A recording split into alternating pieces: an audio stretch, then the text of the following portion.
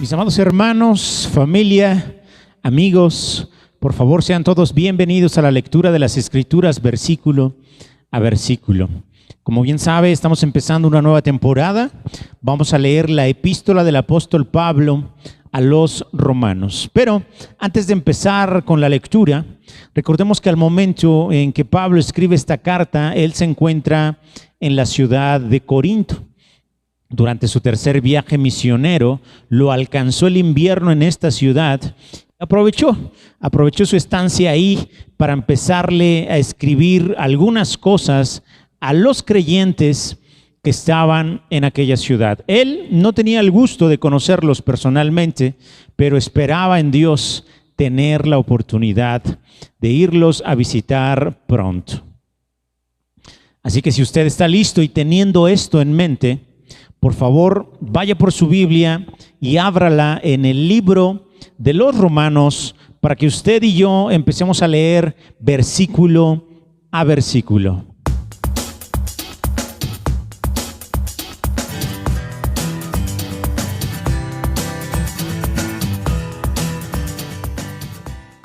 Romanos capítulo 1, versículo 1. Pablo, siervo de Jesucristo, llamado a ser apóstol, apartado para el evangelio de Dios, que él había prometido antes por sus profetas en las santas escrituras. Recordemos que esto que estamos leyendo es una carta, y una carta es sencillamente un medio de comunicación.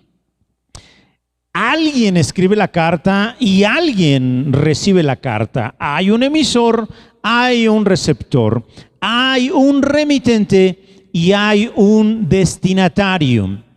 Como Pablo es el que envía la carta, en estos primeros versículos él va a presentarse con los creyentes que están allá en Roma, con el fin de que sepan quién les está escribiendo esta carta. Lo primero que escribe Pablo es su propio nombre, dice Pablo.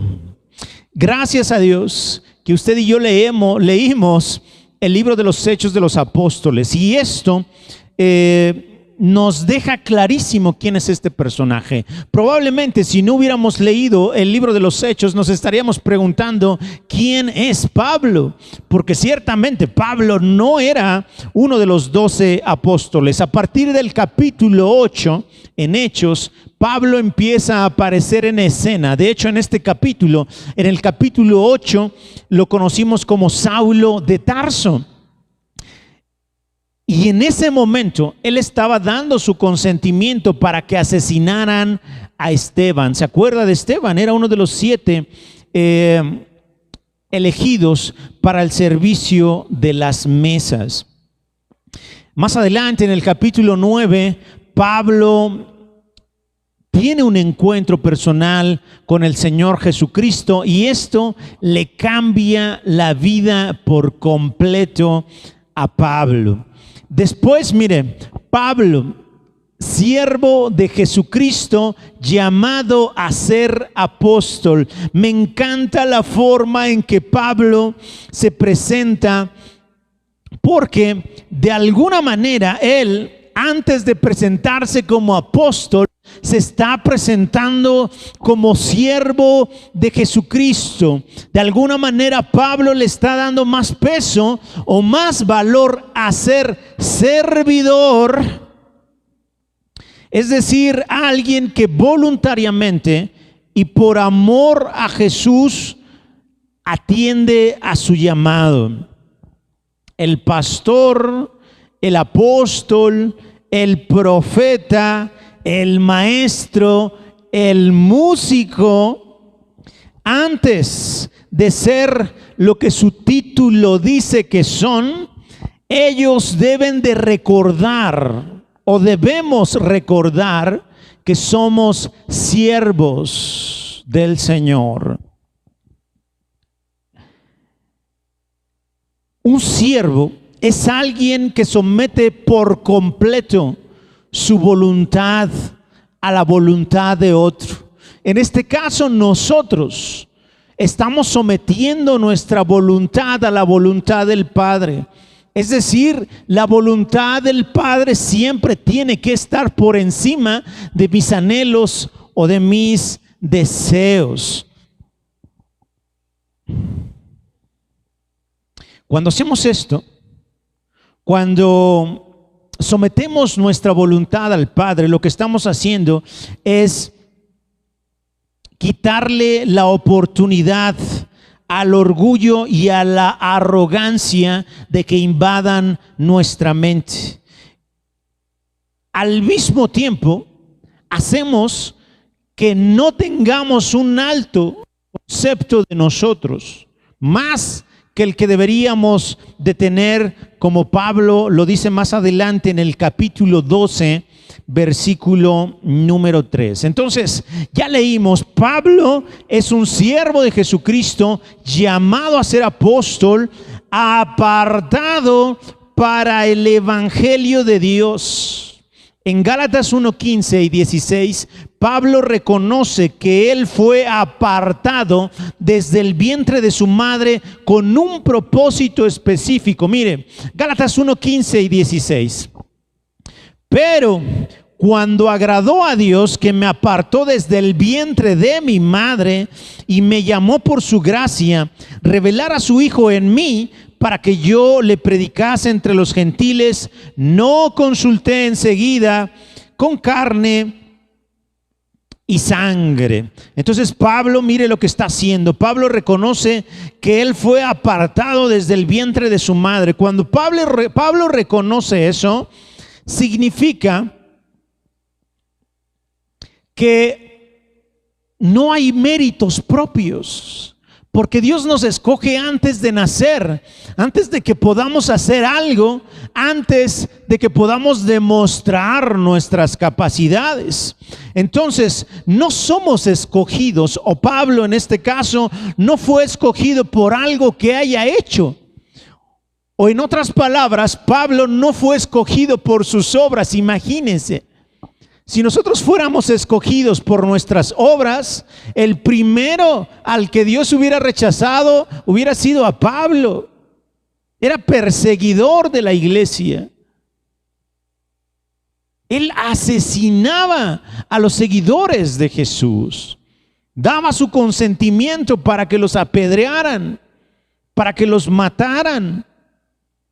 Entonces, definitivamente, mi hermano, usted y yo no somos elegidos o no fuimos escogidos por Dios, por nuestras obras o por nuestros méritos o por nuestras capacidades. Usted y yo fuimos escogidos por la infinita gracia y misericordia de Dios, porque no se trata de lo que yo puedo hacer, sino de lo que Dios puede hacer a través de mí. De esta manera, el que se lleva siempre la gloria es Él, tal como debe ser siempre.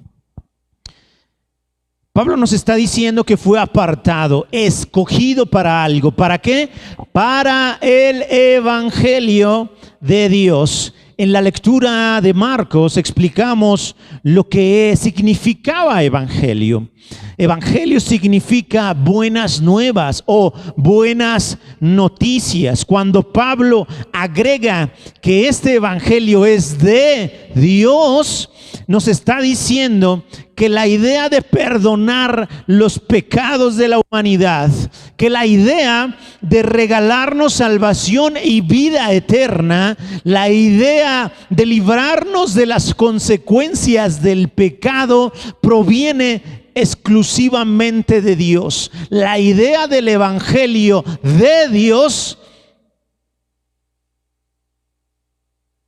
nació en Él. Nació en Dios, le pertenece a Dios. Y mire lo que continúa diciendo, que Él había prometido antes por sus profetas en las santas escrituras. Esto significa que desde el Antiguo Testamento Dios había prometido la llegada de un Mesías, de un Salvador. Había prometido la llegada de Jesús. Significa entonces que todos los profetas del Antiguo Testamento profetizaron acerca de él. Incluso mire cómo Lucas nos cuenta lo que Jesús le dijo a dos de sus seguidores al respecto. Déjame le platico un poquito el contexto. Si puede ir a Lucas 24, 25 al 27, vaya, y mientras le platico un poquito el contexto, ya sepultaron a Jesús, ya pasaron los 3 días y van las mujeres a buscar el cuerpo y resulta que no está. Por ahí van 2 hombres platicando, 2 de los creyentes, no de los apóstoles. Incluso aquí viene un personaje que es mencionado también en una de las cartas de Pablo, Cefas.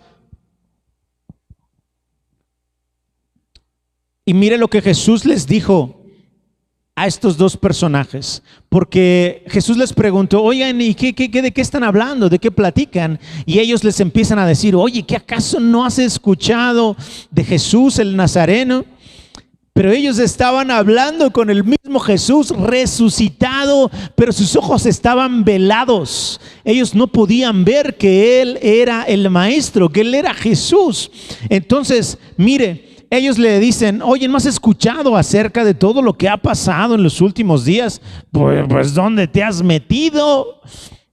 Entonces, al final le dicen que Él prometió, que el Mesías había prometido levantarse de entre los muertos, pero que ya era el 3er día y que pues la verdad ellos no veían cómo iba a pasar eso. Y mire lo que les dijo Jesús, versículo 25. Estamos en Lucas 24, versículo 25 al 27. Entonces Él les dijo, Jesús les dijo: oh insensatos y tardos de corazón para creer todo lo que los profetas han dicho. ¿No era necesario que el Cristo padeciera estas cosas y que entrara en su gloria? Y en el 27 les dice: y comenzando desde Moisés y siguiendo por todos los profetas, les declaraba en todas las escrituras lo que de él decían. Mire qué interesante. Pablo nos está confirmando que la venida de Jesús ya había sido anunciada por todos los profetas en las escrituras. Y Jesús en este relato le llama la atención a estos 2 seguidores y les dice que cómo es posible que no sepan todo lo que los profetas habían dicho acerca de él.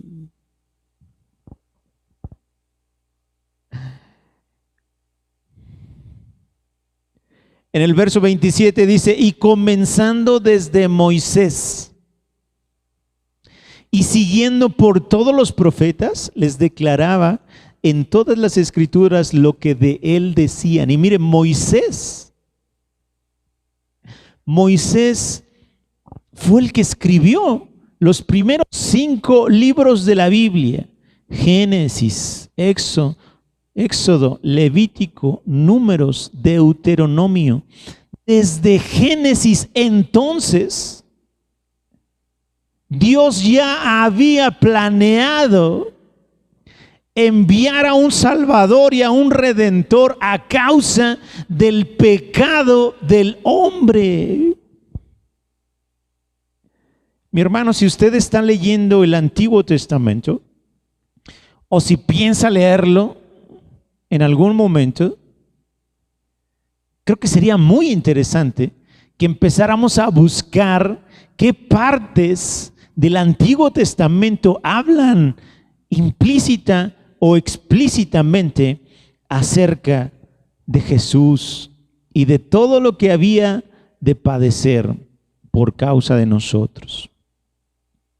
Vamos a regresar a Romanos, versículo número 3, acerca de su Hijo, nuestro Señor Jesucristo, que era del linaje de David según la carne. Recuerde que Jesús fue concebido por el Espíritu Santo en el vientre de una virgen llamada María. Ella, al igual que José, eran del linaje de David. Esto lo puede usted corroborar en el Evangelio según San Mateo en el capítulo 1. Mateo se toma el tiempo de escribir la genealogía de Jesús, empezando desde Abraham, pasando por David y hasta llegar a Jesús, para comprobarle a los judíos que Jesús efectivamente venía del linaje de David. Además, mire, a mismo David, cuando él decidió en su corazón construirle una casa a Dios, construirle un templo a Dios, vino el profeta Natán con él y le dijo lo siguiente. Segunda de Samuel, capítulo 7, versículo 12. El profeta Natán profetizándole y hablándole a David. David conquistó el corazón de Dios al tener la intención en su corazón de construirle una casa a Jehová. Y parte de lo que le dice está en el versículo 12.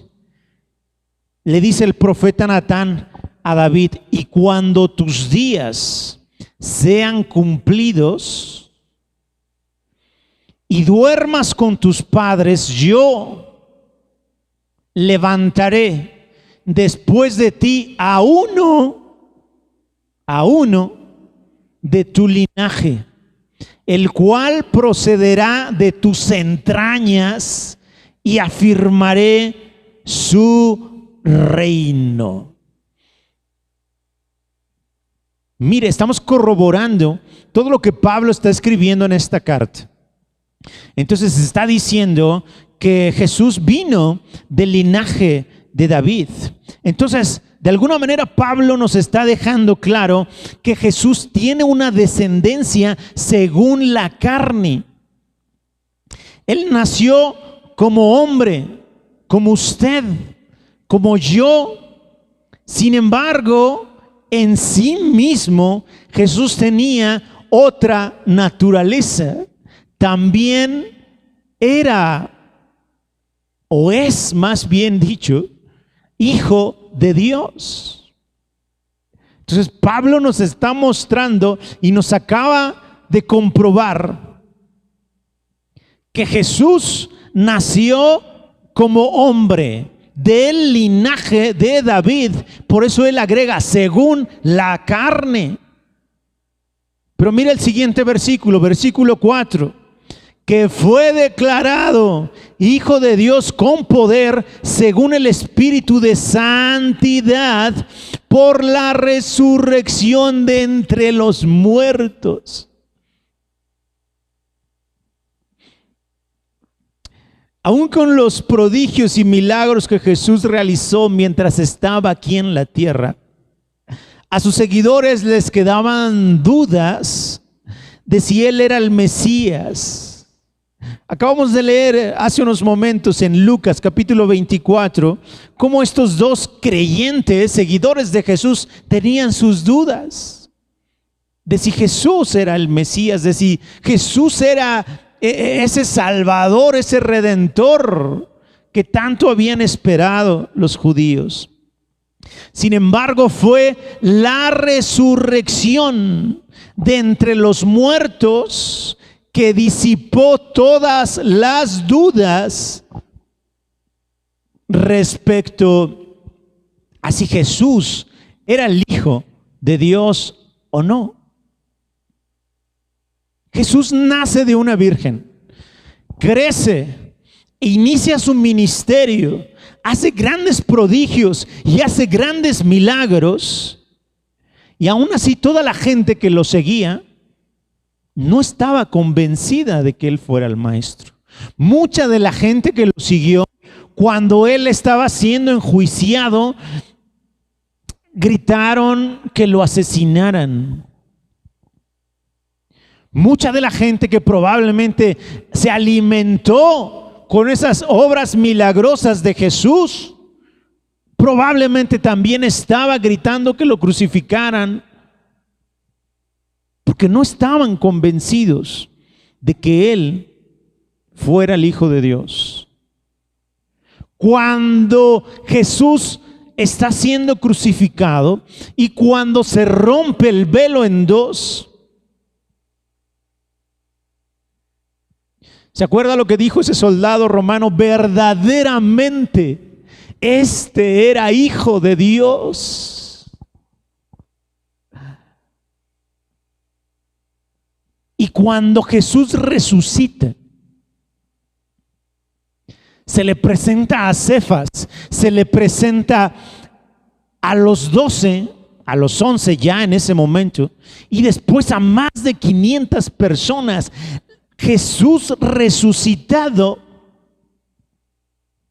era la evidencia de que él realmente era el Hijo de Dios. La resurrección de Jesús marcó una diferencia entre los seres humanos normales y Jesús.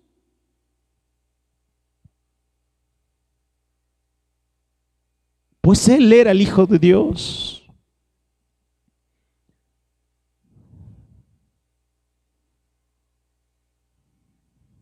Destruyan este templo y en 3 días lo levantaré.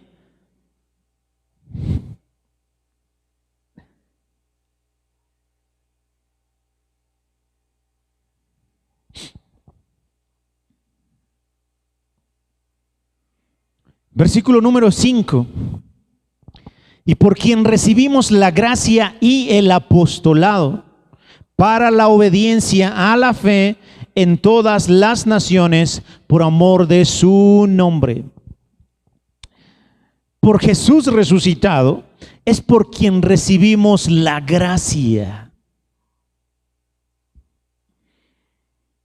¿Pero qué es la gracia? La gracia es ese favor, ese regalo inmerecido que Dios nos ofrece a los pecadores. Esto es el Evangelio, mi amado hermano. Estas son las buenas noticias, que el favor de Dios está disponible para todos. Y de verdad, cuando digo que para todos, es para todos.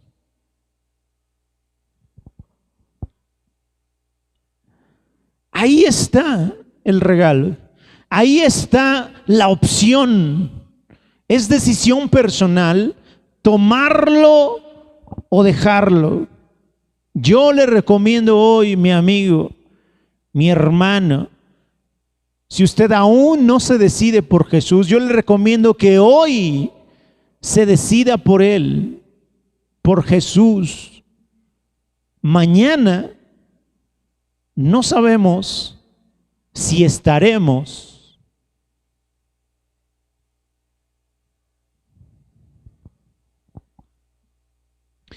Dice, por quien recibimos la gracia y el apostolado. La palabra apostolado, de la palabra apostolado se desprende la palabra apóstol, que significa uno que es enviado.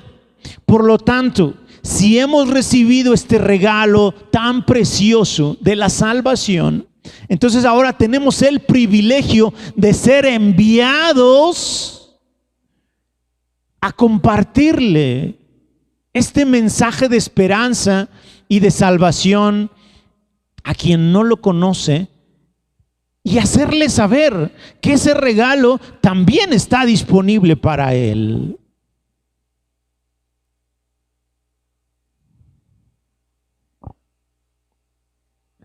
Ahora mire lo que produce la gracia y el apostolado.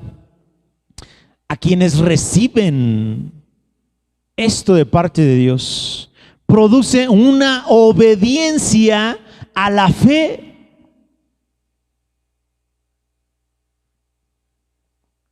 Dicha obediencia nace y se manifiesta en el creyente por un solo motivo, que lo dice ahí más adelantito: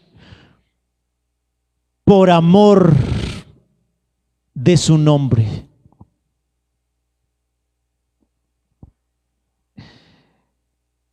Pablo también menciona que esto está disponible para todas las naciones, dejándonos claro que el evangelio es suficiente para todos los que habitan en cada rincón de este hermoso planeta. Versículo número 6. Entre las cuales están también ustedes, llamados a ser de Jesucristo. Pablo aquí termina de presentarse. De los 6 versículos que usó con este fin, solo la mitad del primer versículo él usó para hablar de sí mismo. ¿Se acuerda? Pablo,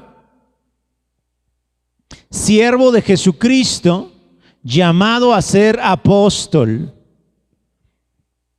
Eso es todo lo que él escribe de él mismo. Y el resto de los versículos lo usa para hablar de lo que para él es lo más importante, para hablar del maravilloso evangelio de Jesucristo, como se lo dijo a los corintios en la primera carta, en el capítulo 2, versículo 2, les dice: pues me propuse no saber entre ustedes cosa alguna, sino a Jesucristo y a este crucificado. Pablo tenía clarísimo qué era lo que quería él sembrarle y notificarle a los creyentes allá en Roma. Pablo no quería que su atención estuviera sobre él. Pablo no quería que la atención de los creyentes en Roma se depositara en él, sino que su atención se depositara en Jesús, en el evangelio. Por eso se presenta así tan simple y tan sencillo Pablo. Es un gesto de humildad impresionante.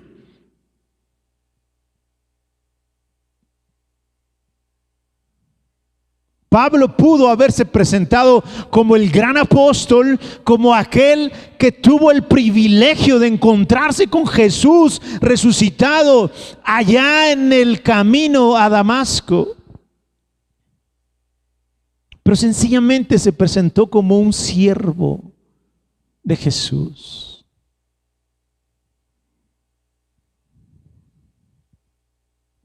Entonces, estos 6 versículos, Pablo ya escribió quién es el remitente, es decir, ya habló de él mismo y de lo importante, es decir, del evangelio, de Dios, de Jesús. Y en el versículo 7 ahora nos va a decir quiénes son los destinatarios. Versículo 7: a todos los que están en Roma, amados de Dios, llamados a ser santos, gracia y paz a ustedes, de Dios nuestro Padre y del Señor Jesucristo.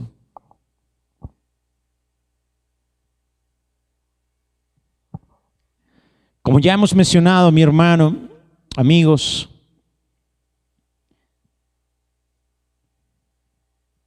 cuando Pablo escribió esta carta, no había ido a Roma. Quería ir a Roma, pero todavía no había ido. Esto hace que esta carta sea muy diferente a otras cartas que escribió Pablo. Esas otras cartas, Pablo se las escribió a iglesias que él mismo había fundado.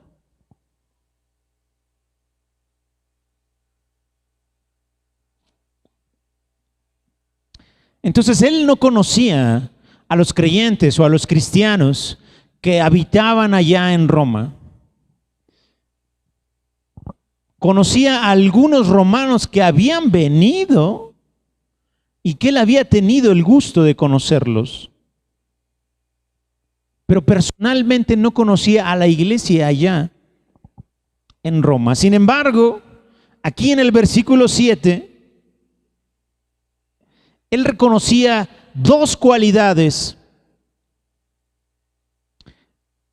en los creyentes allá en Roma. Y ciertamente, mi amigo, hermano, estas dos cualidades están presentes en cada uno de los que hemos creído en Jesús y lo hemos reconocido como Señor y como Salvador. Mire lo que dice: a todos los que están en Roma, amados de Dios, llamados a ser santos. Usted, mi querido amigo, mi querido hermano, es amado de Dios, es un amado de Dios. Y también usted es santo.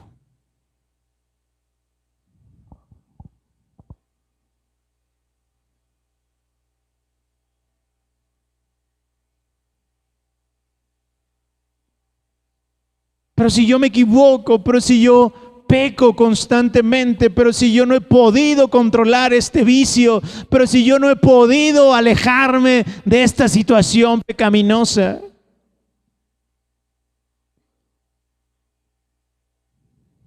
Mi amado hermano, es tiempo de acercarnos y aferrarnos a Jesús. Usted y yo no somos salvos por lo que hagamos o lo que dejemos de hacer.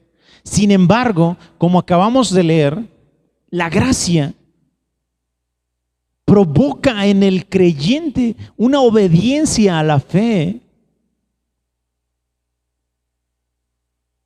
Y detrás de esa obediencia a la fe, lo que hay es un amor genuino por su nombre.